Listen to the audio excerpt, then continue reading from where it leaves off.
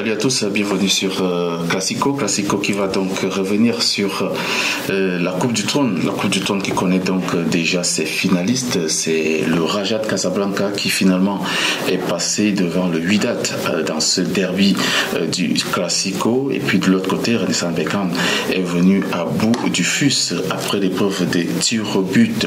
Et derrière, on va aussi parler de cette victoire des Lions de l'Atlas U23 en cette Cannes, la Cannes U23 qui s'est donc jouée au Maroc il y a juste quelques jours. Je suis avec Youssef Moutawakil, juste une petite pause et puis je reviens derrière.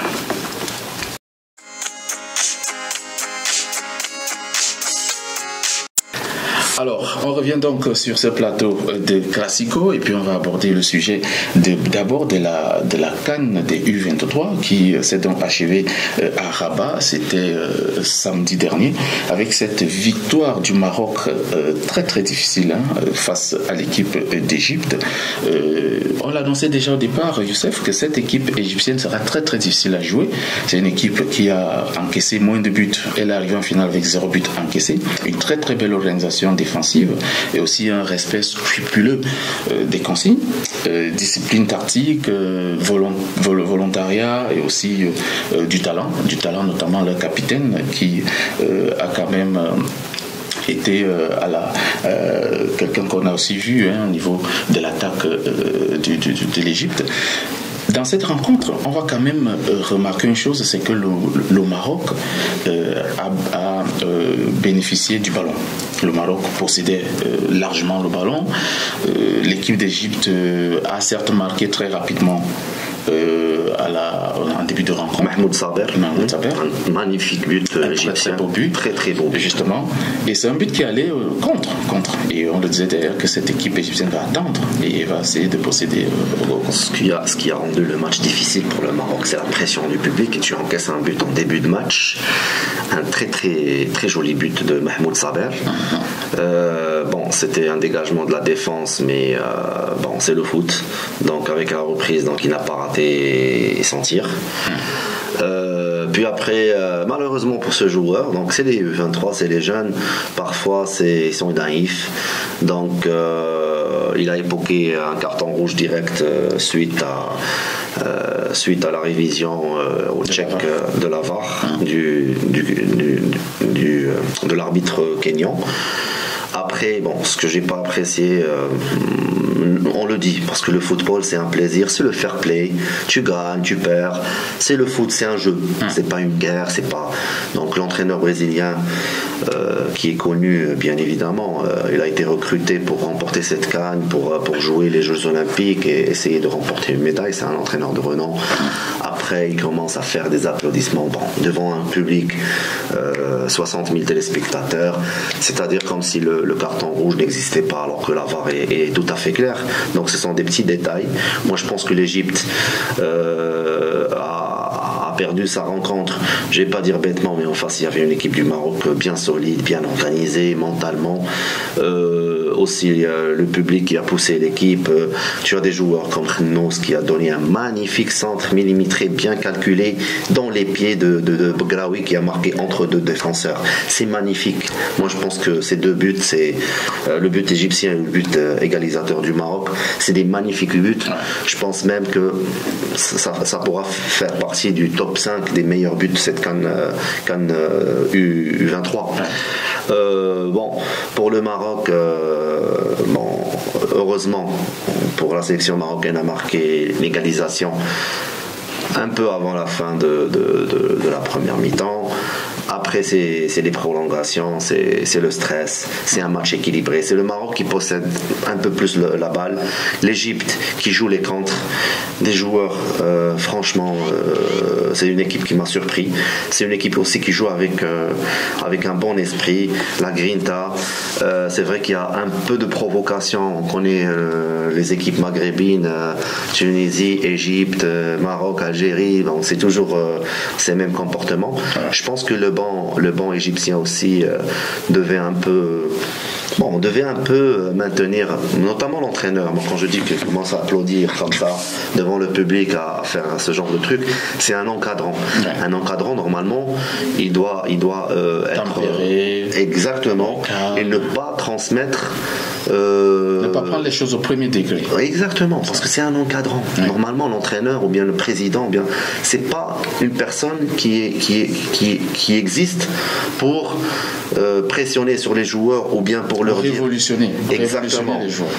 Voilà. Parce que ce geste pousse les joueurs à la révolution. Voilà. Il y en a des entraîneurs qui peuvent déjà autoriser les joueurs. Et on a vu qu'après ce geste, pressionner sur les arbitres, mais applaudir comme ça après la fin.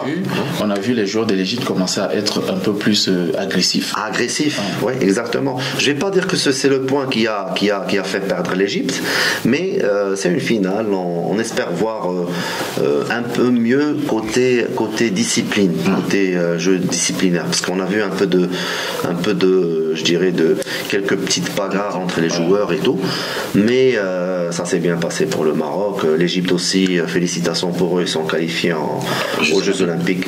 On ne doit pas oublier, même si on ne va pas parler du Mali, félicitations pour eux aussi après leur 3e place bien méritée. Bien sûr, revenons sur ce match Égypte-Maroc et justement ce carton rouge. D'aucuns pensent que le joueur a touché le ballon en premier avant d'aller heurter le pied d'Abdel. Je ne sais pas. Les nouvelles lois de la FIFA sur ces faits de jeu, Youssef, stipulent quoi exactement? On a vu la Coupe du Monde, on a vu quelques tacles, il n'y avait pas l'intervention de la VAR à chaque fois, parce qu'au niveau de la Coupe du Monde, il y avait moins de cas de la VAR. Mais dans ce genre de situation, moi je pense que le joueur égyptien devait éviter ce genre de tacle, parce que c'est un tacle qui touche la cheville du joueur, et puis après, donc on a vu que il entre dedans. Exactement. Et tu fais ça devant qui? Devant le meilleur joueur, le capitaine de l'équipe nationale U23. Donc je pense que c'est un geste qui mérite automatiquement le carton rouge, parce qu'après le match il n'y avait pas des critiques par rapport à ça, parce qu'il y a la VAR. Heureusement la VAR, elle limite un peu les fautes d'arbitre, parce que avant s'il n'y avait pas la VAR, on n'aurait pas vu ce carton rouge, et ce carton rouge peut-être a aidé le Maroc à jouer tout le match avec les prolongations à 11 contre 10 l'Égypte. Donc voilà.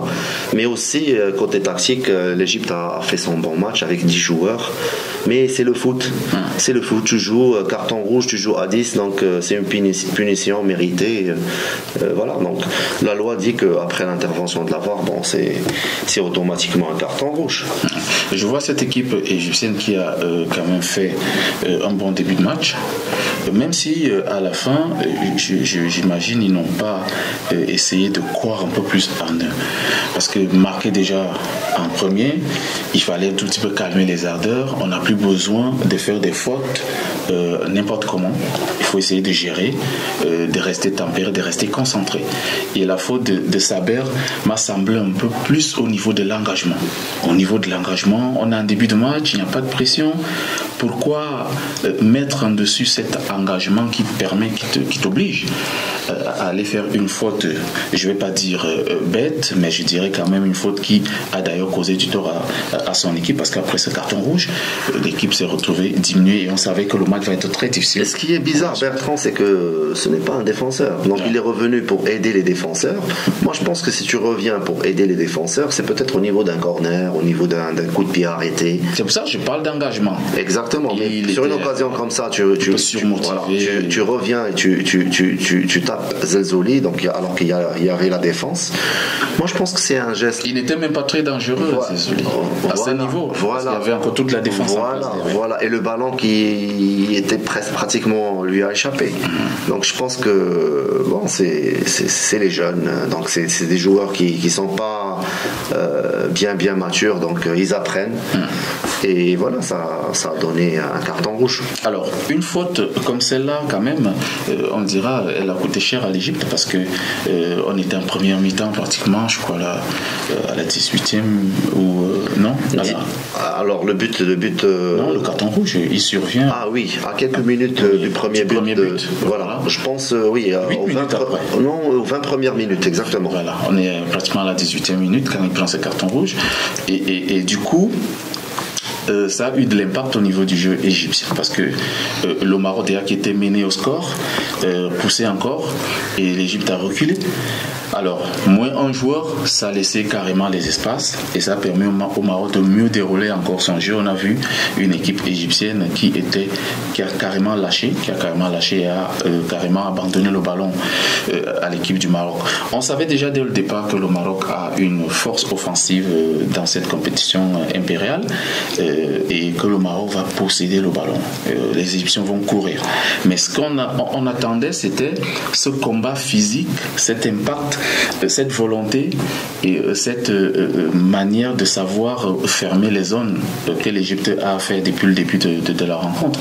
C'est-à-dire l'Égypte devait être sûr que les joueurs vont courir après le ballon face aux joueurs du Maroc qui ont une technique individuelle assez élevée. Et du coup, pour moi, c'était vraiment à ce niveau de carton rouge que l'équipe égyptienne a perdu son match. Parce que là, c'était impossible de contrôler Zezouli, par exemple, qui déjà leur causait déjà trop de problèmes pendant qu'ils étaient à 11, donc à 10, ça devait encore être très compliqué.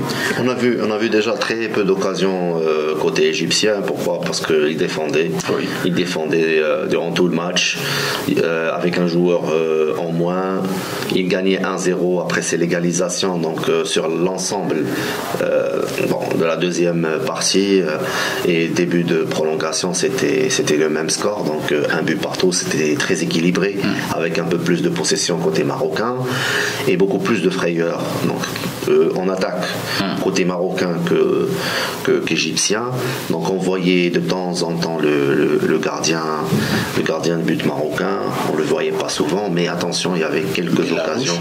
Et Belarouche, oui, le gardien de l'équipe de Strasbourg.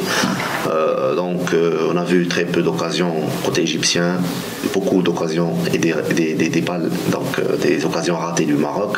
Un bon gardien égyptien qui malheureusement pour lui a encaissé un but suite à son erreur. Donc une frappe de Oussama Tiralin qui a fait exactement, qui vient de faire son entrée. Et puis après il marque suite à une magnifique passe de Zelzouli. Donc l'idée était comme ça. Donc tout le monde pensait que c'est Zelzouli qui va frapper, alors que c'était Tiralin qui a frappé. Et puis après le gardien que c'est un but, mais il a été élu le meilleur gardien du tournoi. Le gardien égyptien qui a encaissé qui a encaissé que 2 buts sur ce tournoi. Tout à fait. Félicitations pour le Maroc qui mérite bien cette CAN U23. Félicitations aussi à Issam Charaï, Youssef Hadji et tout le staff de l'équipe nationale, ainsi que la Fédération royale marocaine de football qui fait toujours un travail remarquable pour être toujours aux côtés des sélections de toutes catégories, que ce soit féminine, des jeunes, des seniors, ou bien masculine, ou bien le futsal. Donc je pense que le sport est en train de se développer au Maroc. Et j'espère que même pour les autres fédérations, ça serait le cas. Bien sûr, ça fonctionne même dans d'autres fédérations. On essaie de les suivre. On voit l'athlétisme qui bouge aussi. On voit également les arts martiaux, du cyclisme, parce qu'il y a le dernier tour international du Cameroun, c'est un Marocain qui a remporté. Le deuxième de ce tour, c'est également un Marocain. Donc la team Maroc a fait un très bon boulot du côté du Cameroun dans ce tour international de cycliste du Cameroun. C'est pour dire que ça bouge aussi dans d'autres fédérations, exactement, pourvu que tous les autres présidents de fédérations aussi, les financements, les subventions, parce que si on parle du plan financier, c'est l'argent qui aide à développer le sport, mais il ne faut pas juste dépenser de l'argent et dire c'est bon, on va développer le sport. Il faut aussi de bons encadrants. Du golf. Une vision, voilà, une stratégie. Une stratégie, une vision, une étude, les personnes exactement agréées, les bonnes personnes dans les bons postes. Tout à fait. Si on prend des pays comme des pays du Golfe, vous voyez qu'ils ont 10 fois plus de l'argent, de moyens, exactement, que des pays africains. Ouais. Et puis après, les résultats, ça donne pas. Ouais. Ça donne pas. Pourquoi ? Parce que il manque ces personnes-là qui peuvent jouer le rôle. Des personnes charismatiques, des personnes qui peuvent, voilà, des personnes qui ont de l'expérience dans de l'expertise aussi, le monde de management, dans le domaine. Exactement. Alors voilà donc ce qui est dit. Le Maroc est donc champion d'Afrique U23. L'Égypte est donc vice-champion d'Afrique U23, et puis c'est le Mali qui occupe la 3e place dans la médaille de bronze. Les 3 équipes sont qualifiées pour les Jeux Olympiques Paris 2024. Le Mali qui est venu à bout de la Guinée, un match de la 3e place dans cette compétition. On va donc souhaiter bonne chance aux 3 représentants africains à ces Jeux Olympiques de Paris 2024. Alors, juste une transition les amis, et puis on revient parce qu'on va aborder le sujet lié à la Coupe du Trône.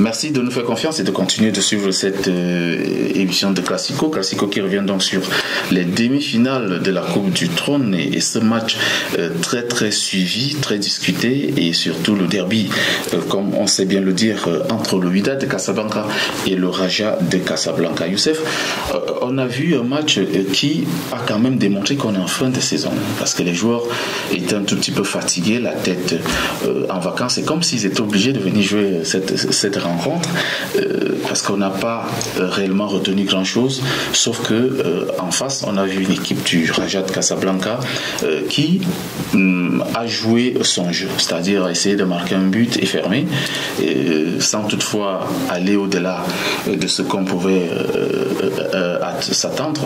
Mais le WAC a dominé la rencontre littéralement, sans toutefois trouver le chemin de but. Cette inefficacité encore de cette équipe du WAC a causé un peu du tort, parce que non seulement le but est marqué contre son camp de la part de Zola, qui marque contre son camp, et après il y a ce manque de concentration aussi au niveau du plan offensif, où les attaquants n'ont pas pu n'est-ce pas, mettre le pied sur le cuir pour chercher les filets. Le derby Raja-WAC, donc il y avait beaucoup de personnes qui ont suivi le match. Au stade il y avait pas tout le stade n'était pas bien tout rempli comme d'habitude. Le match ne se jouait pas à Casa quand même. Voilà, donc le match se joue à Tanger. Ouais, il devait se jouer à Tanger, mais finalement c'est Casa, donc ça s'est joué à Casa. Exactement. D'accord. Le match s'est joué à Casa. C'est joué à Casa, exactement. Okay. Donc il y avait moins de circulation, si vous voyez, il n'y avait pas assez de public. Il y avait les 20% du stade, ou le quart du stade qui était un peu vide. Ouais. C'est l'été, c'est peut-être le mois de juillet, c'est la fin du championnat. Le Raja, exactement, il fait un peu chaud. Quand je dis la fin du championnat, c'est-à-dire que ça fait un peu plus de 2 semaines que le championnat a terminé. Donc après, c'est la préparation du jour de l'Eid. Pour un joueur marocain de la Potola, c'est les vacances pour lui. Oui.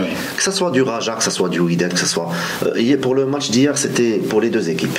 Oui. Pour les 2 équipes, c'est une contrainte que les entraîneurs devaient travailler dessus. C'est très difficile. Que ce soit pour l'entraîneur Eisenhower du Raja, ou bien Sven du Wydad, ou bien Jamal Slami, ou bien Karma de Berkane. C'est un travail difficile de regrouper l'équipe l'Eid des vacances. Je pense qu'ils ont eu 3-4 jours de vacances après reprise des entraînements. Oui. Et tu as des joueurs qui ont voyagé, qui ont parcouru beaucoup de kilomètres pour revenir et aux entraînements, motivation. Et leur dire préparer le match de la demi-finale. C'est très difficile. Surtout quand on parle d'un championnat qui a terminé. Et après, un arrêt de pratiquement 15 à 20 jours pour jouer ce match, c'est difficile. Donc la préparation étant difficile, ces conditions.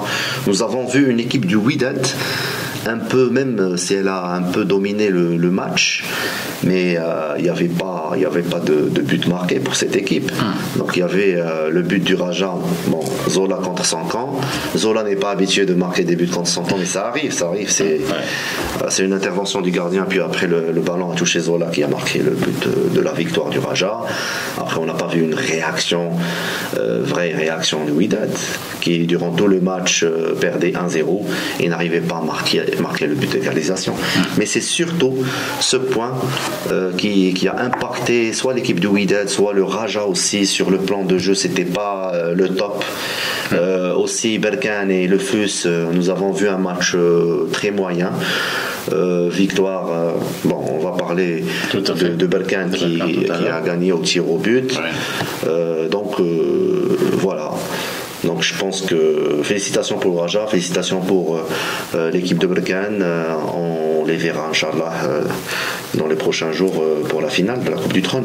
Ce match était important pour les deux équipes, le WAC et le Raja, parce que le WAC veut sauver sa saison. C'est vrai, le WAC est qualifié pour la Ligue des Champions, mais le WAC finir une saison sans un titre, c'est un peu comme aller à la chasse sans revenir avec la proie.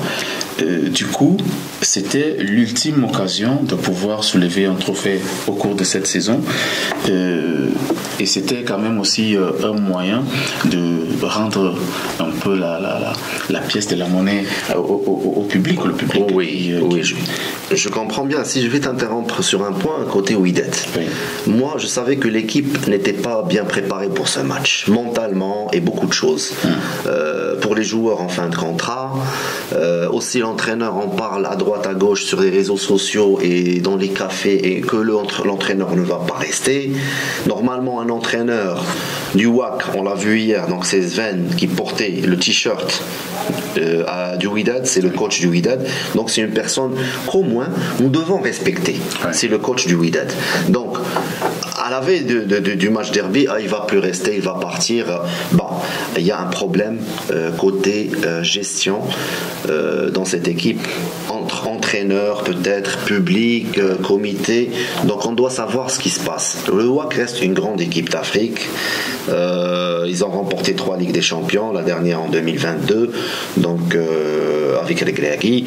Pour cette saison, moi je vais dire un point, le Wydad n'a pas fait une saison catastrophique comme le pensent plusieurs personnes. Et parmi ces personnes, c'est le public aussi.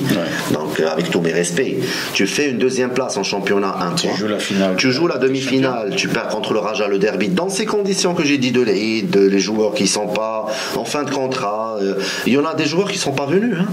Moi je vais citer les noms, Najem, Moutaraji et je pense 3 ou 4 joueurs du Wydad qui sont pas venus. Il y a Hafedi et Nahiri qui sont déjà sur la liste de départ, ils sont partis. Donc nous n'avons pas vu un effectif pour les entraînements. Il y a des joueurs qui viennent pas. Donc et tu fais une finale de la Ligue des Champions. C'est une finale que tu peux gagner ou tu peux perdre. Peut-être pour plusieurs, ils pensaient la gagner à 100%, alors que dans le foot, il faut toujours se préparer, dire qu'on peut gagner et qu'on peut perdre. D'accord. Donc je pense que c'est pas une saison catastrophique, mais je pense que pour un entraîneur qui vient au WAC, un Mouta qui commence la saison, après il part, et c'est Nafti qui vient, après il part, et c'est Garrido qui vient, après il part, et c'est Sven qui vient.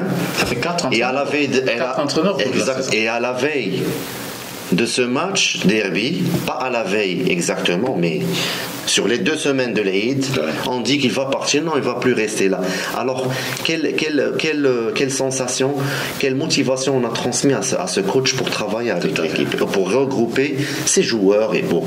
Donc, je pense que, Inch'Allah, je ne vais pas dire que nous devons changer de mentalité et tout, mais une équipe doit, le public ou bien l'entourage de ce club doit soutenir soit le coach, soit le président, soit les joueurs. Nous devons les soutenir l'équipe. Voilà, et non pas critiquer l'entraîneur à l'approche de ce match de derby. Laissons-le travailler. Il a perdu ce match, c'est pas la fin du monde, c'est pas une catastrophe. Il est venu au mois de mai. Moi, je savais qu'un entraîneur, s'il vient au mois de mai, il peut ne pas gagner la Ligue des Champions et le championnat Moi, je prévoyais ça. Je prévoyais ça. Je disais que possible que cet entraîneur ne gagne rien, mais il n'est pas la cause. Moi, je pense qu'il n'est pas la cause. C'est pas que je le défends. Mais c'est qu'il est venu sur un moment, je pense que quand le Wydad pouvait garder peut-être Garrido, parce qu'en fin de compte Garrido est remercié et c'est Sven qui le remplace et il n'a rien à gagner. Donc je pense que le choix du changement d'entraîneur était faux.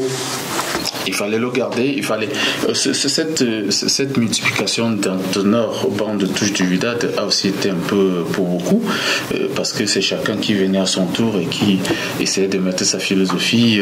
Il y avait un renouvellement tout le temps, même pour les joueurs, ça perturbe. C'est perturbant, parce que quand on change 4 entraîneurs au cours d'une saison, mais c'est qu'il y a un problème, on veut bien savoir. Et tu changes 4 entraîneurs au cours d'une saison, et tu es classé 2e, à 1 point, tu es finalisé à la Ligue des Champions, et tu joues la demi-finale de la Coupe du Trône. Et tu pars vers un 5e entraîneur, parce que là on parle peut-être Sven, il va partir, et un 5e entraîneur. Quand je dis 5e, c'est entre le début de saison de l'année dernière et le début de saison de cette année. Donc c'est 5 entraîneurs. Pour moi, si Sven part, c'est 5. C'est 5, bien sûr. Alors ça fait donc une défaite pour le WAC, qui ne gagnera donc pas la Coupe du Trône, mais le Raja de Casablanca qui peut continuer de rêver de sauver peut-être sa saison en participant à la Coupe de la CAF au cas où ils parviennent à battre Renaissance Berkane en finale. Justement, pour parler de cette équipe de Renaissance Berkane qui a battu le FUS de Rabat, on s'attend aussi à un match très très difficile. Le FUS de Rabat qui a fait une excellente saison cette année, 3e en Botola, et qui, n'est-ce pas, a quand même aussi proposé un très très bon fond de jeu durant toute la saison. C'était une équipe difficile à battre. Renaissance de Berkane, justement, qui était au milieu du classement et qui avait aussi perdu tout espoir de pouvoir jouer une compétition africaine cette saison, essaye aussi de se rattraper. Ça fait donc une finale où on aura 2 équipes qui veulent absolument sauver leur saison, parce que le WAC et le FUS, eux, ils avaient dit quand même qu'ils sont africains. Très bien, on va assister à une très bonne finale entre Berkane et le Raja. Donc les 2 équipes se battront fort pour remporter une place africaine. Donc que ce soit le Raja et Berkane, nous savons bien que ces 2 équipes ont une expérience dans cette compétition de la CAF. Donc ça va être une finale. Moi je pense que c'est une bonne affiche pour la finale de la Coupe du Trône, saison 2022-2023. Pour le FUS, c'est une année exceptionnelle pour moi. C'est pas une catastrophe. Donc ils ont fait une demi-finale, ils ont perdu au tir au but face à Berkane sur les 120 minutes. J'ai parlé aussi de la préparation qui est difficile. Donc ils ont des jeunes joueurs. Ils ont des joueurs prometteurs. Ils ont une bonne réserve de joueurs dans l'équipe Espoir qui joue en 3e division, donc dans la catégorie Excellence. Maintenant, ils ont fait une 3e place, ils ont gardé le même entraîneur, c'est Jamel Slami.